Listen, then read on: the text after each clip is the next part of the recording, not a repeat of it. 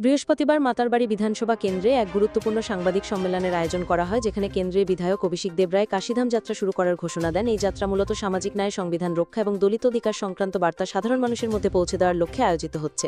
সাংবাদিক সম্মেলনে বিধায়ক জানান, মাতারবাড়ি থেকেই যাত্রার সূচনা হবে এবং পর্যায়ক্রমে রাজ্যের বিভিন্ন প্রান্তে ছড়িয়ে পড়বে। তিনি ঘোষণা করেন, কাশীরামের ভাবাদর্শকে তুলে ধরতে এবং সংবিধানের মূল মূল্যবোধ প্রচারে মাতারবাড়ি কেন্দ্র থেকে মোট 50 জন প্রতিনিধিকে কাশী সফরে পাঠানো হবে। এই কাশীধাম যাত্রা 31 আগস্ট শুরু হবে এবং 8 সেপ্টেম্বর সফর শেষে প্রতিনিধিরা ফিরে আসবেন। যাত্রায় অংশগ্রহণকারী প্রত্যেকের যাতায়াত, থাকা, খাওয়া ও অন্যান্য সমস্ত খরচ বিধায়ক অভিষেক দেবরায় নিজস্ব বেতন থেকে বহন করবেন। অভিষেক দেবরায় বলেন, কাশীরাম কেবল একটি নাম নয়, একটি আদর্শ। সমাজের প্রান্তিক মানুষদের অধিকার এবং মর্যাদা প্রতিষ্ঠার এই আন্দোলনে মাতারবাড়ি থেকেও সক্রিয় অংশগ্রহণ থাকবে। সাংবাদিক সম্মেলনে বিশেষ অতিথি হিসেবে উপস্থিত ছিলেন পঞ্চায়েত সমিতির চেয়ারপারসন শিল্পী দাস, বিজেপির গোমতী জেলার সাধারণ সম্পাদক উত্তম দে এবং মাতারবাড়ি মণ্ডল সভাপতি বিশ্বজিৎ মারাক। তারা সকলেই যাত্রার উদ্দেশ্য, বিধায়কের এই সামাজিক উদ্যোগকে স্বাগত জানান এবং বলেন, সমাজের সমতা ও সাংবিধানিক মূল্যবোধের চর্চায় এই ধরনের যাত্রা অত্যন্ত গুরুত্বপূর্ণ ভূমিকা পালন করবে। অনুষ্ঠানে আরও উপস্থিত ছিলেন স্থানীয় পঞ্চায়েত প্রতিনিধি, দলীয় কর্মী এবং সাধারণ মানুষজন। তারা এই উদ্যোগকে সময়োপযোগী এবং জনসচেতনতামূলক বলে অভিহিত। অনেক বয়স্ক মানুষ, অনেকে আছে ইকোনমিক্যালি উইকার সেকশন, বা অনেকে সাধন থাকলেও তাদের সেরকম পরিস্থিতি পরিবেশ তৈরি হয়ে ওঠে না যে তীর্থ করার।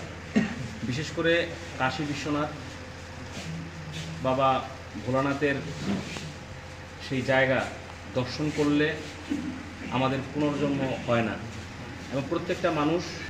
আমার জন্ম হওয়ার 70 বছরের মধ্যে এই প্রথম এক উদ্যোগ দেখলাম মাননীয় বিধায়কের মাধ্যমে, যা আমি জীবনে কল্পনা করতে পারি নাই।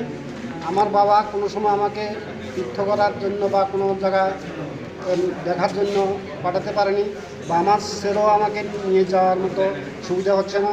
কিন্তু আমি মনে করি বিধায়ক না, সে আমার ঘরের পরিবারের ছেলে, সে আমাকে পিতৃতুল্য হিসাবে যে একটা সুবিধা দিচ্ছেন। আপনি কোন বিধানসভা কেন্দ্রের? মাতারবাড়ি। আপনাদের বিধায়কের নাম কি? অভিষেক দেবরায়। উনি আমার ঘরের পরিবারের মতো। আমি মনে করি আমার বাবার তুল্য।